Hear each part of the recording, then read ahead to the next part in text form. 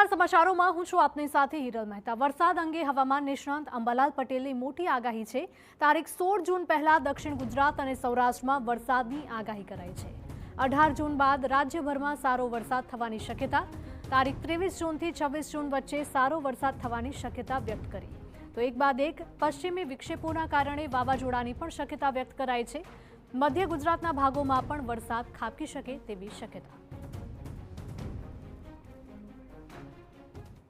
18 તારીખ પછી પકડે તેવી શક્યતા છે, પરંતુ ગુજરાતમાં ચોમાસું 23 જૂનથી 26 જૂન વચ્ચે આવવાની શક્યતા રહે અને દક્ષિણ ગુજરાતમાં પણ આહવા ડાંગ વલસાડના ભાગમાં ભારેથી અતિ ભારે વરસાદ થવાની શક્યતા રહેશે। કેટલાક ભાગમાં પૂર આવી શકે તેવો વરસાદ થવાની શક્યતા રહેશે। જુલાઈ માસમાં એમડીઓ આવતા ગુજરાતના કેટલાક ભાગમાં કંઈક સારો વરસાદ થવાની શક્યતા રહેશે। આઈઓડી પોઝિટિવ રહેતા પણ કેટલાક ભાગમાં સારો વરસાદ થવાની શક્યતા રહેશે।